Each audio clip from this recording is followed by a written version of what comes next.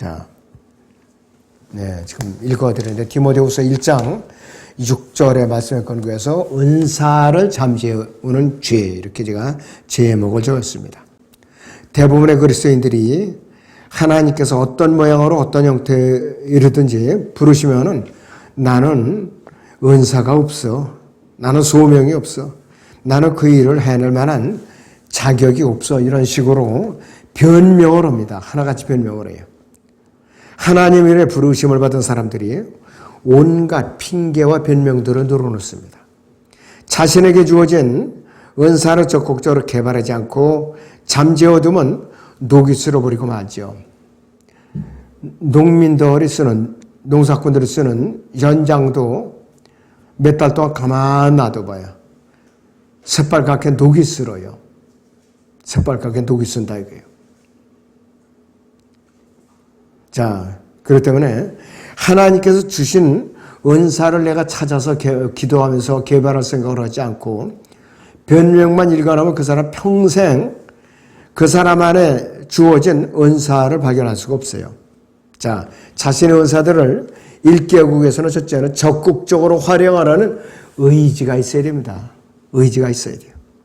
그리스도인이라면 누구든지 적극적인 의지를 갖고 하나님께서 자신에게 주어진 은사가 무엇인가 개발하려고 시도해보지 않고서는 아무도 자신이 가르치는 것이라든지 복음 전하는 은사나 섬기는 은사들을 가지고 있다는 것을 전혀 알 길이 없어요. 그래서 우리는 진지하게 자신들을 가르치거나 복음 전파의 은사가 있는지 시도해 본 적이 있는가? 과연 내가 진정으로 시도해 본 적이 있는가? 이것이에요. 어떤 사람 하다못해 이 대표 기도를 하나 권유를 해도 막 화를 내면서 오히려 담임 목사한테 화를 내면서 언짢게 대답을 합니다. 그 사람은 좀 하나님 앞에 죄를 짓고 있는 것이에요. 예배 시간에 나와서 대표 기도 하나, 헌금 기도 하나, 뭐가 그렇게 엄청난 일이라고 그거조차 이렇게 거부하면서 완강하게 저항하는 사람들이 있어요. 좀 안 된 사람들이죠. 자신에게 숨겨진 은사들은 적극적인 의지와 반복되는 훈련을 통해서 개발되고 하나님께 쓰임을 받을 수가 있는 것이요. 이사야는 하나님 앞에 적극적인 의지를 갖고 자신이 쓰임받도록 부르짖었던 선지자 중 한 사람입니다. 이사야 6장 8절에 보면 또 내가 주의 음성을 들은즉 말씀하시기를 내가 누구를 보내면 누가 우리를 위하여 가랴 하시기에 그때 내가 말하기를 내가 여기 있나이다 나를 보내소서 하였더라 이렇게 고백을 했어요. 이사야 선지자가 그냥 쓰임받은 게 아니에요. 큰 아주 대선지자 중에 대선지자예요. 창조부터 영원까지 내다보고 예언한 사람이에요. 가장 길게 멀리 예언한 사람 중에 하나예요. 물론 그가 비참하게 순교를 당했어요. 그건 하나님의 뜻입니다. 자, 그렇기 때문에 우리는 적극적으로 은사를 개발할 의지가 있어야 되는 거예요. 자, 자신의 은사를 일깨우기 위해서는 두 번째는 하나님의 말씀 올바로 배우는 가운데 개발이 되는 것이에요. 디모데후서 2장 15절인 대로 믿음의 아들 디모데에게 사도 바울은 내가 진리의 말씀 올바로 나누어 자신이 하나님 앞에 부끄럽지 않은 일꾼으로 인정받도록 공부하라 이렇게 했어요. 공부해야 된다 이것이에요. 음악이나 예술이나 다른 재능들처럼 주님을 위해서 일할 수 있는 은사들 끊임없는 연습을 통해서 개발되고 향상될 수가 있어요. 처음 시작할 때는 서툴고 미숙하고 실수를 자주 하는데 부단한 노력과 기도를 통해서 자신의 은사가 주님 앞에 점점 돋보이게 되고 능숙하게 발휘할 수 있는 것이요. 여러분들 피아니스트도 봐요. 끝나면은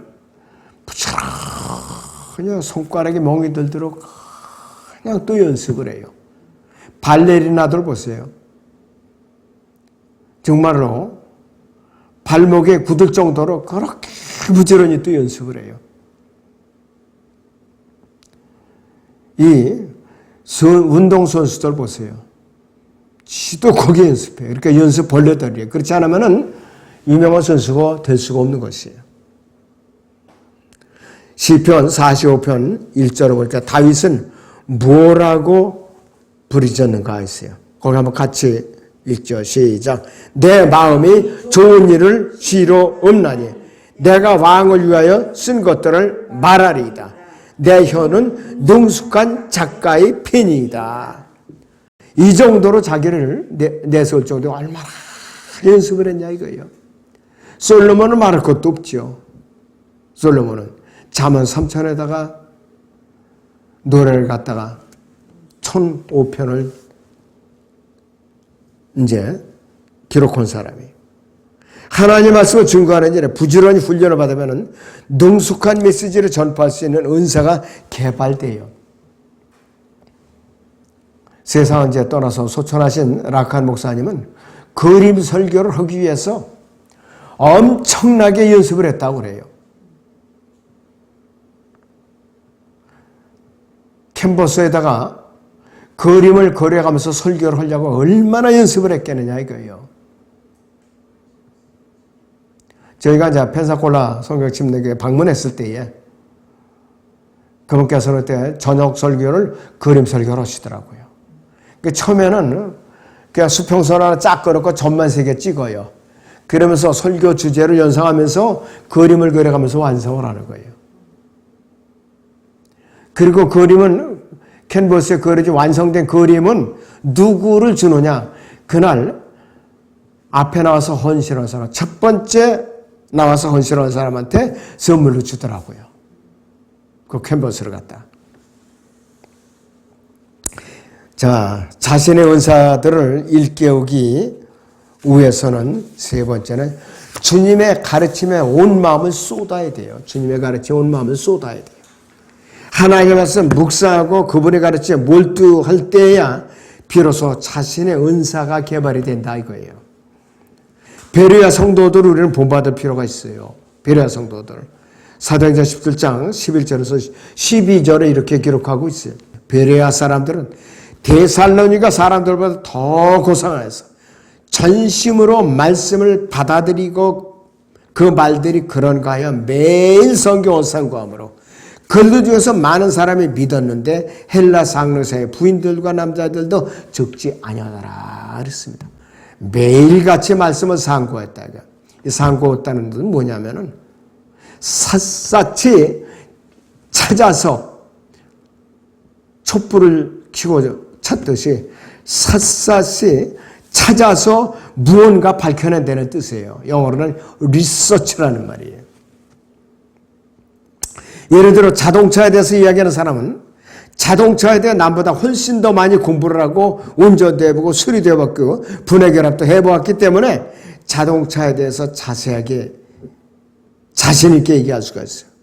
그러면 마치 자동차 정비소 같아서 입을 벌릴 때마다 차에 대한 것을 능숙하게 이야기할 수가 있는 것이. 마찬가지로 자신의 마음에 주 예수 그리스도로 가득 차게 되면은 복음을 전하고자 하는 마음이 일어나게 돼 있어요. 그 은사를 개발시키고자 하는 의욕을 갖게 되기 때문에 그에게 복음 전파의 은사가 주어졌는가 알 수가 있어요. 가만히 저절로 되는 거 아니에요. 거리 설교도 마찬가지고 부단한 연습을 해야 돼요. 자신의 은사들을 익히기 위해서 네 번째는 은사의 활용을 가로막는 죄들이 있어요. 은사 활용을 가로막는 죄들이 있는데 이사야 59장 1절에서 2절을 보니까 은사들을 가로막는 죄가 뭐가 있느냐. 보라, 주의 손이 짧아서 구원하지 못하심도 아니요 그의 귀가 둔하여 듣지 못하심도 아니라 오직 너희 죄악들이 너희와 너희 하나님 사이를 나누었고 너희 죄들이 그의 얼굴을 너희로부터 가렸기에 그가 듣지 아니하심이라 이렇게 경고를 하고 있어요. 자백하지 않은 죄와 세속적인 삶과 의심스러운 습관과 음란한 오랫게임을 통해서 이래서 많은 사람들이 수많은 그리스도인들이 하나님과의 교제가 단절되어 있고 자신들에게 주어진 은사들을 잠재우고 있다. 개발이 안 된다 이것이에요. 하나님과 교제가 단절되고 나면은 하나님의 말씀을 탐구하는 것, 또 기도에 소홀해지고 자신이 지은 죄를 자백하고 돌이키는 것과 예배에 참석하는 것, 성도들 사이의 교제를 회피하게 되고 멀리하게 되는 거예요. 바로. 그 자신의 죄를 하나님께 낱낱이 자백하지 않고 자신을 살피지 않을 때 주님께서 주신 은사를 개발할 수가 없을 뿐만 아니라 전혀 활용할 수가 없어요. 전혀 활용할 수가 없어요. 그야말로 완전히 녹슨 기계에 불과한 것이에요. 이와 같은 경우 해결책은 무엇인가? 오직 죄에 대해서 솔직히 자백하고 곧바로 죄를 버리고 하나님과의 교제를 회복함으로써 동시에 하나님의 말씀에 절대 순종하고 예수 그리스도를 증거하고 예배와 각종 친교에 적극적으로 참석해야만 하나님과의 관계가 회복되고 은사가 개발되는 기틀이 마련되는 것이에요. 그렇게 되면 그 안에서 잠자고 있던 은사는 불일듯이 일어나죠. 주님께서 그의 몸 안에 자리하고 있던 은사들은 적극적으로 개발시켜서 활용을 하시는 거예요. 이사야서 거기 6장 6절에서 7절을 이제 보니까 그때 스랍들 중 하나가 제단에서 핀 숯을 집게로 집어 그의 손에 가지고 내게로 날아와서 그것을 내 입에 대며 말하기를 보라 이것이 네 입술에 닿았으니 네 죄악이 지어졌고 네 죄가 깨끗게 되었도다 이렇게 말하고 있어요. 아까 본문 읽어드린 디모데후서 1장 6절을 다시 보면은 그러므로 내가 너를 일깨우는 것은 나의 안수함으로 네 속에 있게 된 하나님의 은사를 불릴듯 일어나게 하려 함이라 이렇게 말씀을 하고 있어요. 잠자고 있는 은사를 불릴듯 일어나게 한다고 그랬어요. 그래서 이 자신의 은사들을 일깨우기 위해서는 다섯 번째는 뭐냐? 은사를 빼앗기지 않도록 주의하라고 했어요. 은사를 빼앗기지 않도록 주의해라.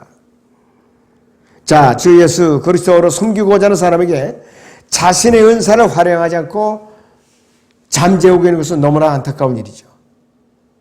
자, 주 예수 그리스도께서 맡기신 사역을 수행할 때 그의 마음에 평안함과 기쁨과 만족감이 있는데 이러한 사람에게 주 예수 그리스도께로부터 보상이 보장된 것은 물론이죠. 자, 그리스도의 심판상 앞에서 자신의 은사를 활발하게 사용한 충실한 일꾼들에게는 넘치는 보상이 기다리고 있죠. 5가지 멸관이 기다리고 있다 이거예요. 잘하면 멸관을 비롯해갖고. 자, 그리스도의 심판상 앞에 섰을 때에 아무리 후회를 해봐도 이미 때는 늦었죠. 이미 변화봐서 올라가면 늦은 거예요. 자신에게 주어진 은사들을 개발하지 않고 활용하는데 게을리한 사람은 결코 주 예수 그리스도께 칭찬을 받을 수 없는 악하고 게으른 종에 불과하다 이거예요. 은사를 개발하지 않는 죄는 악하고 게으른 종에 불과하다고 그랬어요. 뿐만 아니라 하나님 앞에 큰 죄를 지는 것이에요. 우리 누가복음 19장 12절에서 26절은 좀 길지만은 여러분들 이제 같이 경청하시기 바랍니다. 문화의 비유가 나옵니다. 정말로 소중한 교훈이에요. 누가복음 19장 12절부터 보니까 그러므로 주께서 말씀하시기를 어떤 귀인이 왕국을 받아서 돌아오려고 먼 나라에 가게 됐더라. 그래야 자기 종 10명을 불러 그들에게 10문화를 주며 말하기를 내가 올 때까지 장사하라고 했더니 그의 백성이 그를 미워하여 그의 뒤로 소식을 보내어 말하기를 우리는 이 사람이 우리를 통치하는 것을 원치 아니한다고 하더라. 그 귀인이 그 왕국을 받아서 돌아와 자기가 돈을 주는 그 종들을 불러오라고 명하니 이는 각자가 장사하여 얼마나 벌었는가를 알고자 함이더라. 그때 첫 번째 사람이 와서 말하기를 주여 주께서 주신 한 문화로 10문화를 벌었나이다 라고 하니 그에게 말하기를 잘하였도다. 착한 종아 네가 아주 작은 일에 신실하였으니 10고으로 다스리는 권세를 가지라고 하더라. 그 다음에 두 번째 사람이 와서 말하기를 주여 주께서 주신 한 문화로 5문화를 벌었나이다 라고 하니 그에게도 이같이 말하기를 너도 5고을을 다스리는 자가 되라고 하더라. 또 한 사람이 와서 말하기를 주여 보소서 주께서 주신 한 문화가 여기 있나이다. 내가 그것을 손수건에 싸서 간직하였나이다. 당신의 엄격한 분이시기에 내가 당신을 두려워했으니 당신은 두지 않았던 것을 취하시고 또 심지 않았던 것에서 거두시는 분이시다 라고 하니 주인이 그에게 말하기를 악한 종아 내 입에서 나오는 말로 내가 너를 심판하리라 그랬습니다. 너는 내가 두지 않았던 것을 취하고 심지도 않았던 것을 거두는 그러한 엄격한 사람인 줄 알았도다. 그렇다면 너는 어찌하여 내 돈을 은행에 맡기지 아니하느냐. 그렇다면 내가 와서 이자와 함께 원금을 청구하였으리라고 하더라. 주인이 곁에서 있던 사람들에게 말하기를 그에게서 그 한 문화를 빼앗아 10문화를 가진 사람에게 주라고 하니 그들이 주인에게 말하기를 주여 그에게는 10문화가 있나이다라고 하니 내가 너에게 말하거냐 가진 사람을 받을 것이지만 갖지 못한 사람은 가진 것마저도 빼앗기리라 이렇게 경고를 하고 있어요. 그러니까 은사를 개발하지 않고 묻혀두는 사람은 그 은사조차도 빼앗아서 열심히 자기 은사를 개발해서 섬기고 있는 사람은 더해진다 이 뜻이에요. 바로 이게 심각한 일이에요. 이것이. 그들은 적은 능력을 가지고도 큰 일들을 실행한 사람들이에요. 10골, 5골을 받은 사람들. 그들은 적은 능력을 가지고서도 주님께서 맡겨주신 큰 일들을 넘치도록 했고 땅끝까지 복음을 전파한 사람들이에요. 필라델피아 교회 시대는 열린문 교회 시대이죠. 필라델피아 교회는 하나님의 말씀을 지키는 유일한 교회였고 이 교회는 1611년에 하나님의 권위를 인정하신 권위역본인 킹제임스 성경을 펴낸 교회죠. 자, 그래서 영어로 볼 때 킹제임스 성경을 만든 1500년에서 1900년까지 이 기간, 필라델피아 종교교회 교회 기간은 하나님의 말씀을 지켰다는 평가를 받는 유일한 교회예요. 1610년 영어 킹제임스 성경이 나오면서 이 성경에서 950개 이상 언어로 번역이 됐고 이 성경으로 1억 5천만 명 이상의 구원을 받은 성경이에요. 이때부터는 복음이 뭐니 폭발적으로 열린 거예요. 대영 제국이라고 그러죠. 그래서 대영 제국. 영국 킹제임스 성경을 번역해서 출간하면서 전 세계 5대양 6대주 식민지가 없던 지역이 없었어요. 근데 영국은 깃발이 내려지지 않았다고 그래요. 1년 내내. 1901년에 라우드케아 교회 시대 이럴 때까지는 문을 닫을 수가 없어요. 도저히 문을 닫을 수가 없어요. 열린 문 열린 교회 시대였어요.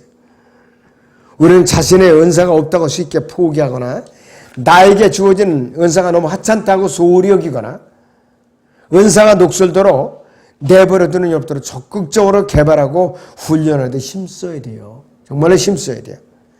그리스도의 심판석 앞에 섰을 때 주님께 책망을 받지 않도록 우리는 정말로 정신을 바짝 차려야 돼요. 고린도전서 3장을 봅니다. 고린도전서 3장에 11절부터 15절을 보죠. 이 닦아놓은 기초 외에 아무도 다른 기초를 놓을 수 없나니 이 기초는 예수 그리스도시라. 이제 누구든지 이 기초 위에 금이나 은이나 보석이나 나무나 지피나 그루터기를 지으면 각 사람의 일하는 것이 나타나게 되리니 그날이 그것을 밝힐 것이라. 이는 그것이 불로서 드러나고 또 그 불은 각 사람의 일하는 것이 어떤 종류인지를 시험할 것이기 때문이라. 만약 어떤 사람이 일한 것이 세운 그대로 있으면 그는 상을 받을 것이요. 만약 어떤 사람이 일한 것이 불타버리면 그는 손해를 당하리라. 그러나 그 자신은 구원받게 되지만 불에 의해서인 것처럼 그렇게 되리라. 자, 이렇게 말을 하고 있어요. 아무것도 섬김에 은사가 없으면 다 불타서 잿더미밖에 없어요. 건질 게 아무것도 없어요. 잘 섬긴 사람은 불러서 태워서 이제 시험해 봤을 때 금, 은, 보석으로 받을 것이 있는 거예요. 그래서 우리는 기왕이면은 그리스도의 심판서에서 자신의 공력에 대해서 불러 시험했을 때에 금, 은, 보석으로 이렇게 풍성하게 자기에게 상급과 여업이 돌아오는 그런 생활의 훈련을 부지런히 쌓아야 됩니다. 네, 기도하겠습니다.